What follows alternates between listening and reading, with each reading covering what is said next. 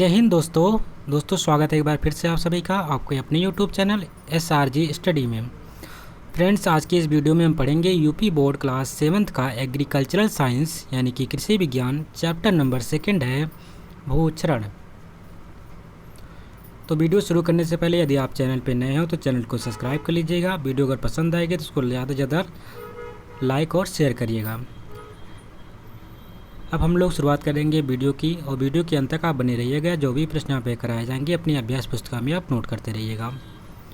प्रश्न नंबर 1 है यहाँ पे, जो कि बहुविकल्पी प्रश्न है। प्रश्न नंबर 1 में पूछा जा रहा है कि भूक्षरण निम्न शक्तियों कारकों द्वारा होता है। तो वो जो भूक्षरण होता है दोस्तों किसकी वजह से होता है, इसके बारे में उसने पूछ रखा है।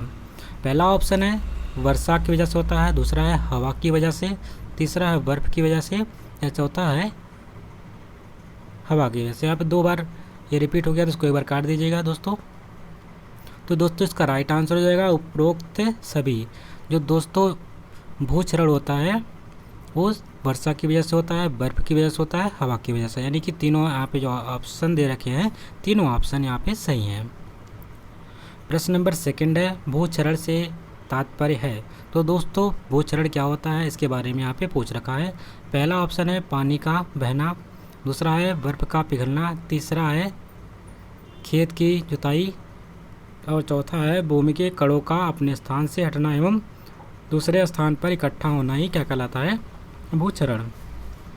तो दोस्तों इसका राइट आंसर हो जाएगा ऑप्शन नंबर का, भूमि के कणों का अपने स्थान से हटना एवं दूसरे स्थान पर इकट्ठा होना क्या कहलाता है, हमारा भूक्षरण कहलाता है। तो आप ध्यान में रखेंगे जो भूमि होती है, भूमि के कण होते हैं, उसको अपने स्थान से हट करके दूसरे स्थान पर जाकर के इकट्ठा होना ही क्या कहलाएगा, हमारा भूक्षरण कहलाएगा।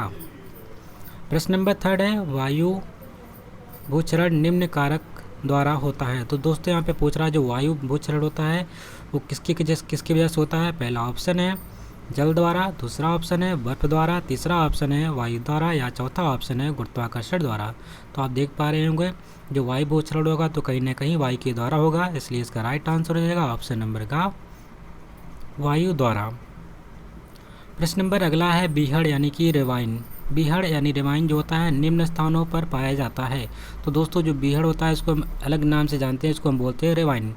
तो ये कहाँ पे पाया जाता है। पहला ऑप्शन है नदी एवं नालों के किनारे व का आसपास जो एरिया होता है, दूसरा है खेती योग्य भूमि पर, तीसरा है खेत के मैदान में, चौथा है गाँव में। तो दोस्तों इसका राइट आंसर हो जाएगा ऑप्शन नंबर का नदी एवं नालों के किनारे व आसपास का जो एरिया होता है उसे हम बीहड़ या रेवाइन के नाम से जानते हैं। प्रश्न नंबर नेक्स्ट है मृदा संरक्षण का अर्थ है। जो दोस्तों मृदा संरक्षण होता है इसका अर्थ क्या होता है। पहला ऑप्शन है मृदा को सड़न से बचाना, दूसरा है मृदा का पानी के साथ खेत से बहाना, तीसरा है ढाल पर खेती करना, चौथा है मिट्टी खोदना।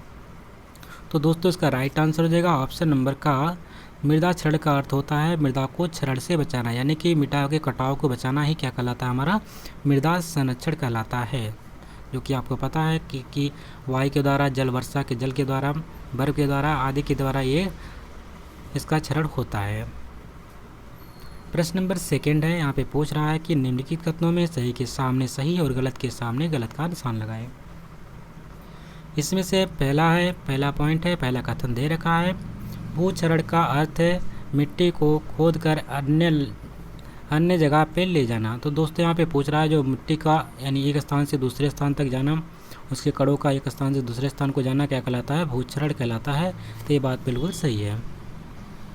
सेकंड पॉइंट है भूक्षरण से खेती की उपजाऊ मिट्टी बह जाती है। बिल्कुल बात सही है, क्योंकि जो ऊपरी परत होती है वो भूक्षरण द्वारा एक स्थान से दूसरा स्थान पे चला जाता है, नदी नालों में जाके मिल जाता है, और क्या होती है जो उसकी उर्वरता वाली मिट्टी होती है उसके साथ ऊपरी परत होती है बह जाती है। पॉइंट नंबर 3 है वायु क्षरण अधिकतर शुष्क एवं रेतीली क्षेत्रों में होता है। ये बात भी बिल्कुल सही है। जो वायु क्षरण होता है दोस्तों कहाँ पे होता है, अधिकतर जो शुष्क एरिया रहते हैं और जहाँ पे रेतीली एरिया रहते हैं वहाँ पे ऐसी चीज़ें देखने को मिलती हैं। अगला प्रश्न है 1 हेक्टेयर खेत से औसतन 50 टन मिट्टी प्रतिवर्ष बह जाती है। तो इतना नहीं बहती दोस्तों, थोड़ा कम बहती है। इतना तो बहुत ज़्यादा बता दिया, 50 टन बहुत ज़्यादा होती है। तो 1 हेक्टेयर खेत में 50 टन प्रतिवर्ष मिट्टी नहीं बहती है, तो इतना बड़ी बहेगी तो पूरा वहाँ पे तो गड्ढे हो जाएंगे, इसलिए ये बात बिल्कुल गलत हो जाती है। प्रश्न नंबर 3 है, रिक्त स्थानों की पूर्ति करना है। इसमें से पहला प्रश्न देगा, पहला कथन दे रखा है, ढालू खेतों में भूक्षरण कैसा होता है, कम होता है या अधिक होता है। तो दोस्तों इसमें से आपको एक चुनना होगा, इसमें से एक ही सही होगा। तो इसमें जो ढालू खेत होते हैं उसमें भूक्षरण जो होता है अधिक मात्रा में होता है, यानी वहाँ पे भूमि का कटान बहुत ज़्यादा होता है। सेकंड पॉइंट है, सबसे अधिक भूक्षरण किससे होता है। तो दोस्तों जो यहाँ पे दो ऑप्शन दे रखा है, एक तो जल होगा या तो बर्फ होगा।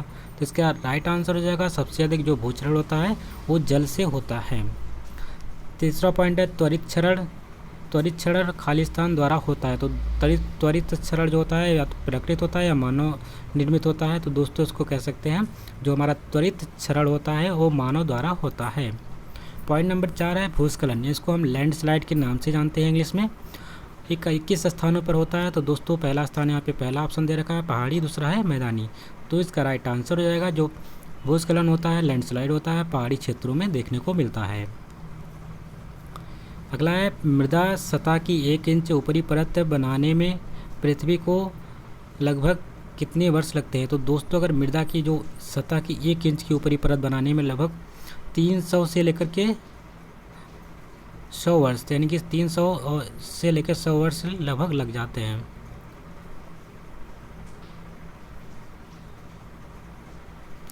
प्रश्न नंबर 4 है कि निम्नलिखित में स्तंभका को स्तंभका से सुमेल कीजिए। तो यहाँ पे ऑलरेडी सुमेलित किया गया है, तो इस प्रकार से आप इसको मिला लीजिएगा। जलीय क्षरण क्या होता है दोस्तों, जिसको हम जल द्वारा मिट्टी के कणों का बहना हमारा जलीय क्षरण कहलाता है। वायु क्षरण क्या होता है, वायु द्वारा मिट्टी के कणों का उखड़ना या बहना क्या कहलाता है, वायु क्षरण कहलाता है। त्वरित क्षरण क्या होता है, मनुष्य के हस्तक्षेप के द्वारा जो क्षरण होता है, मिट्टी का कटाव होता है, मिट्टी बर्बाद होती है, उसको हम त्वरित क्षरण कहते हैं। प्राकृतिक क्षरण क्या होता है, प्राकृतिक द्वारा क्षरण होना हमारा प्राकृतिक क्षरण कहलाता है। प्रश्न नंबर 5 है, खेत से पानी बहने के बाद खेत में अंगुलियों जैसी संरचना कैसे बनती है। तो दोस्तों आप देखते होंगे जब भी खेत में पानी बहता है तो वहाँ पे अंगुलियों जैसी आकृति बन जाती है, संरचना बन जाती है। ये कैसे बनती है इसके बारे में आपको लिखना है। उत्तर में लिखेंगे, बरसात के दिनों में ढालू भूमि में मिट्टी पानी के साथ बहकर अंगुलियों जैसी संरचना बनाती है। तो देखते होंगे दोस्तों, बरसात के दिनों में ढालू जो भूमि होती है उसमें मिट्टी बहकर क्या कहती है, अंगुलियों की जैसी संरचना बनाती है। प्रश्न नंबर 2 है, वर्षा की बूंद का क्षरण कैसे होता है। तो दोस्तों वर्षा की बूंद से क्षरण किस प्रकार से होता है इसके बारे में आपको लिखना है। इंपॉर्टेंट क्वेश्चन है, ध्यान में रखेंगे। उत्तर में लिखेंगे, वर्षा की बूंद भूमि के कणों को 1 मीटर ऊंचा एवं 1 मीटर दूर तक उछाल देती है। बहुत दूर तक यार दोस्तों, जो बूंद की छड़ें होती हैं वो क्या करती हैं, जो भूमि के कण होते हैं उनको 1 मीटर ऊंचाई पर और 1 मीटर ही वहाँ से अपने स्थान से दूरी पर उछाल देती हैं। इस प्रकार से वर्षा की बूंदों से भूमि का क्षरण होता है। प्रश्न नंबर 3 है, बालू के टीले, इसको हम सैंड ड्यून के नाम से जानते हैं, कैसे बनते हैं। उत्तर में लिखेंगे, बालू के टीले तेज हवा के कारण रेतीली भूमि को उड़ाने से बनते हैं। तो दोस्तों क्या होता है कि जो बालू के टीले होते हैं वो तेज हवा के कारण होता है, क्या होता है कि रेतीली जो भूमि होती है उसको उड़ाने से उनका निर्माण होता है। प्रश्न नंबर 4 है, पानी के साथ मिट्टी बहकर कहाँ चली जाती है, इसका प्रभाव क्या होता है। उत्तर में लिखेंगे, पानी के साथ मिट्टी की ऊपरी परत बहकर नदी नालों समुद्र में चली जाती है, जिससे इसके पोषक तत्व नष्ट हो जाते हैं और खेत की उपजाऊ शक्ति घट जाती है। प्रश्न नंबर 5 है, ढालू खेतों में फसलों का उत्पादन कम क्यों होता है। दोस्तों जो ढालू क्षेत्र होते हैं, ढालू खेत होते हैं, उनमें आप देखते होंगे फसलों का उत्पादन कम होता है। क्यों, इसके क्या रीजन होते हैं तो उसको लिखेंगे उत्तर में। ढालू क्षेत्रों में जो भूमि का क्षरण होता है दोस्तों वो अधिक होता है, जिसकी वजह से क्या होता है कि वहाँ की जो उपजाऊ मिट्टी होती है उसकी क्षमता घट जाती है। अब जाहिर सी बात ऊपर का, अगर ऊपर की भूमि का ऊपरी वाली परत जब बह जाएगी तो क्योंकि उसी में उपजाऊ मिट्टी हो रहती है ऊपर वाली भाग में, जब उपजाऊ वाली मिट्टी बह जाएगी तो जाहिर सी बात है वहाँ पे आप देखने को मिलेगा कि वहाँ पे फसलों का उत्पादन काफ़ी कम मात्रा में होगा। प्रश्न नंबर 6 है, बरसात के दिनों में मटमैल एवं गंदे पानी के अंदर क्या होता है। जो दोस्तों देखते होंगे मटमैल पानी होता है और गंदा पानी होता है, बरसात के मौसम में देखने को मिलता है जो बहता रहता है। इसमें क्या होता है, उत्तर में लिखेंगे, मटमैल व गंदे पानी में खेत की मृदा के पोषक तत्व होते हैं। तो दोस्तों जो हमारा मटमैल और गंदा पानी होता है वो क्या होता है, जो खेत के जो मृदा होती है उसके जो पोषक तत्व होते हैं उसमें वो मिले रहते हैं। प्रश्न नंबर 7 है, यहाँ से पूछ रहा है कि पुराने पेड़ों की जड़ें मिट्टी के ऊपर दिखाई देती हैं, इसका क्या कारण। जो बड़े पुराने पेड़ होते हैं, बड़े बड़े पेड़ होते हैं, अक्सर आप देखते होंगे उसकी जड़ें क्या होती है, मिट्टी के ऊपर दिखाई देती है। इसका क्या रीज़न होता है, क्यों ऐसा होता है, इसके बारे में आपसे पूछ रखा है। उत्तर में लिखेंगे बरसात के दिनों में जो जलीय भूक्षरण के कारण क्या होता है कि दोस्तों पुराने पेड़ की जड़ों की मिट्टियाँ बह जाती हैं, बह जाने से जड़ें दिखाई देने लगती है। तो बरसात का जब सीजन आता है उस समय पेड़ पौधों की जड़ें होती हैं, उनके ऊपर जो मिट्टियाँ रहती हैं, बरसात की वजह से उनका क्षरण हो जाता है, मिट्टी का बह जाना होता है, कट के बह जाता है, जिसकी वजह से क्या होती हैं, वहाँ की जड़ें ऊपर दिखाई देने लगती हैं। प्रश्न नंबर नेक्स्ट है, खेत को समतल एवं मेड़बंदी करने से क्या लाभ है। तो दोस्तों यहाँ से पूछ रखा है कि जो खेत होता है, खेतों को समतल करके उसके चारों ओर मेड़बंदी करने से खेत का पानी बाहर नहीं जाता है और भूक्षरण नहीं होता। तो दो लाभ आपको देखने को मिले। पहली बात तो आप पानी को वहाँ पे रोक सकते हैं खेतों में मेड़बंदी करने से। सेकंड पॉइंट है, जो भूमि की उर्वरता होती है, भूमि क्षरण होता है, उसको हम बचाया जा सकता है उसके द्वारा। अगला प्रश्न है, ढालू भूमि में किस विधि से खेती करते हैं। तो आपसे पूछ रखा है कि जो ढालू भूमि होती है उसमें किस प्रकार से खेती की जाती है। उत्तर में लिखेंगे ढाल के विपरीत जुताई करके सीढ़ीदार खेती करते हैं। तो इसमें क्या होता है कि जो ढाल के विपरीत हम क्या करते हैं, जुताई करके सीढ़ीदार खेती करते हैं। अगला प्रश्न है, पहाड़ी पर किस प्रकार की खेती की जाती है। जो पहाड़ी एरिया रहते हैं उसको वहाँ पे पूछ रखा है किस प्रकार से खेती की जाती है। तो इसमें उत्तर में लिखेंगे पहाड़ी पर सीढ़ीदार खेती करते हैं। किस प्रकार की, सीढ़ीदार। प्रश्न नंबर 11 है, वनस्पतियाँ जिसमें पेड़ पौधे किस तरह से मृदा संरक्षण में सहायक होती हैं। जो वनस्पतियाँ दोस्तों होती हैं वो किस प्रकार से मृदा संरक्षण में सहायक होती हैं, ये पूछ रखा है। उत्तर में लिखेंगे वनस्पतियाँ यानी कि पेड़ पौधे व घास आदि, यहाँ पे घास लिख लीजिएगा, घास आदि लगाने से भूमि कटाव कम होता है और पानी धीरे धीरे बहता है। अगला प्रश्न है, ढालू भूमि में ढाल के विपरीत खेती करने से क्या लाभ है।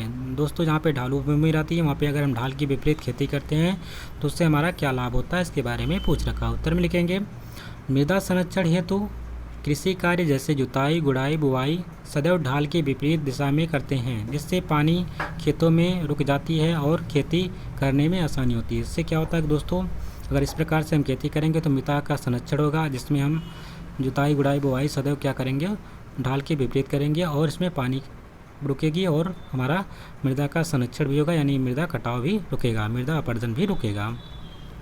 अगला प्रश्न है, सीढ़ीदार खेती से क्या समझते हैं। उत्तर में लिखेंगे सीढ़ीदार खेती अधिक ढालू एवं पहाड़ों पर ढाल के विपरीत सीढ़ीनुमा संरचना बनाकर खेती करते हैं, इससे मिट्टी का कटाव भी रुकता है।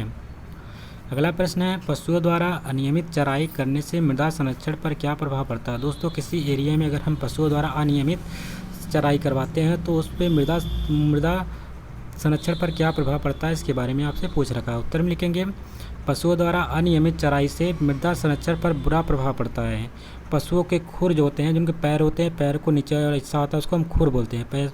पशुओं के खुरों से मृदा कटकर पानी के साथ बह जाती है। जब पशुओं के द्वारा जो उनके खुर के द्वारा मृदा कट जाती है, वो क्या होता है, जब बरसात का मौसम आता है तो उनके साथ वो बह करके चली जाती है, जिससे क्या होता है मृदा क्षरण होता है और जो उपजाऊ भूमि होती है ऊपर की, वो भी उसके साथ बह जाती है।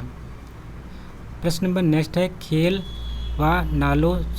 व नालों से बहते हुए पानी को रोकने हेतु कौन सी संरचना बनाते हैं। तो दोस्तों अगर आपको खेत और नालों की से बहते हुए पानी को रोकना है तो किस प्रकार की संरचना का निर्माण करेंगे। तो उत्तर में लिखेंगे खेत व नालों से बहते हुए पानी को रोकने के लिए हम बांध, यानी कि जिसको चेक डैम के नाम से कहते हैं, बांध या चेक डैम इंग्लिश में कहते हैं, उसको बनाना पड़ता है, जिससे भूक्षरण पर रोक लगती है।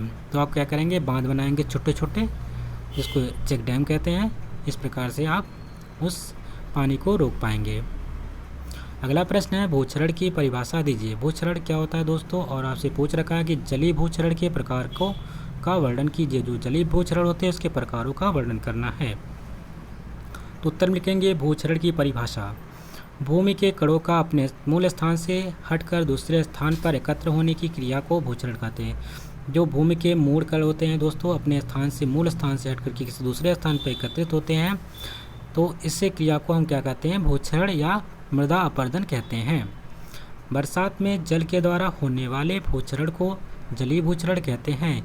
यह निम्न प्रकार का होता है। जो दोस्तों बरसात के समय में जो भूमि का क्षरण होता है जल के द्वारा, उसी को कहते हैं हम जलीय भूक्षरण कहते हैं। यह निम्न प्रकार का होता है। पहला पॉइंट यहाँ पे दे रखा है वर्षा बूंद क्षरण। दोस्तों वर्षा बूंद क्षरण में आप देखते होंगे जो वर्षा की बूंदें होती हैं वो मृदा के कण को 1 मीटर ऊपर और 1 मीटर दूरी पर उछाल देती है। दूसरा है परत भूक्षरण, पानी के द्वारा उसकी जो ऊपरी परत होती है वह बह जाती है। तीसरा अल्प सरिता भूक्षरण। चौथा है खंड या अवनालिका भूक्षरण।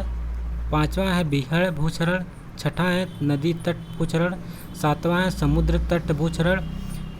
आठवां हिमनद भूक्षरण।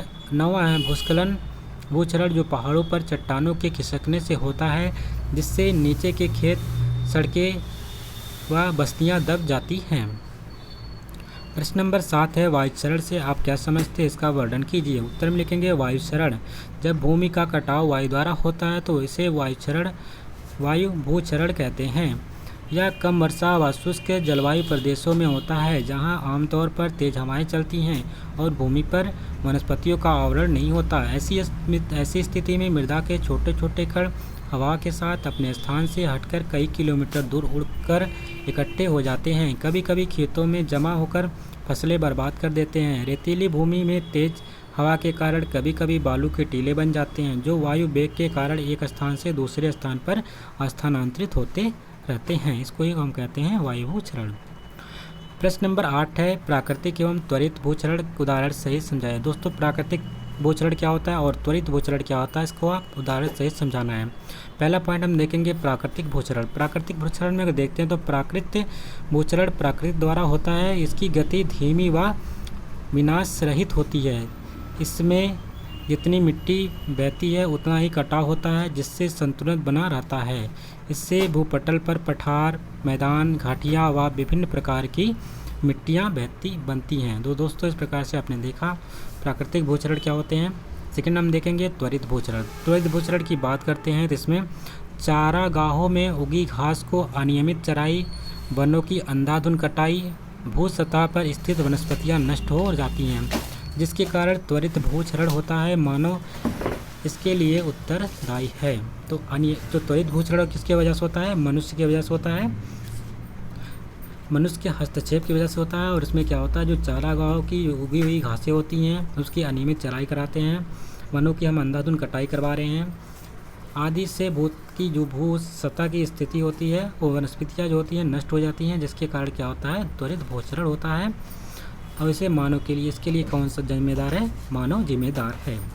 प्रश्न नंबर 9 है भूक्षरण किन किन कारकों द्वारा होता है, वर्णन कीजिए। उत्तर में लिखेंगे भूक्षरण के कारक निम्न है। भूक्षरण की क्रिया वर्षा या वायु का मृदा से संपर्क होते ही प्रारंभ होती है। जैसे जैसे वर्षा या वायु वेग बढ़ता है वैसे वैसे भूक्षरण का रूप और प्रकार बदलता रहता है।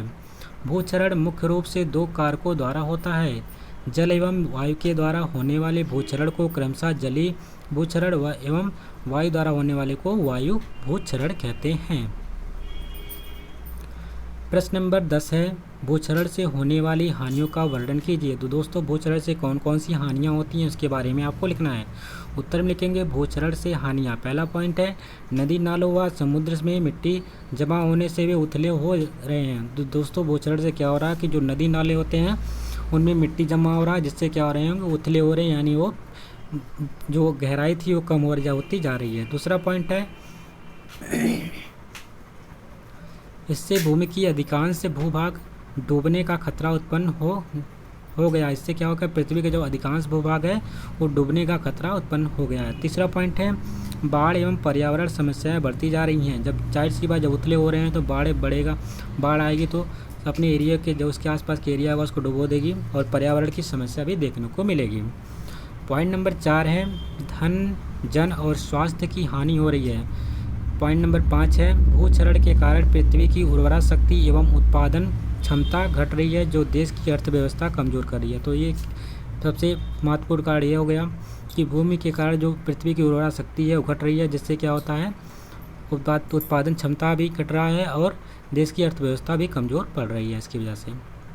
प्रश्न नंबर 11 है मृदा क्षरण की परिभाषा एवं महत्व का वर्णन कीजिए। उत्तर में लिखेंगे मृदा संरक्षण आप पूछ रखा था। मृदा संरक्षण की परिभाषा एवं महत्व का वर्णन कीजिए। उत्तर में लिखेंगे मृदा संरक्षण की सुरक्षा करना हमारा परम कर्तव्य है। इसके लिए हमें उचित मृदा संरक्षण विधियाँ अपनाना चाहिए। यदि भूमि पर घास वनस्पतियाँ नहीं है तो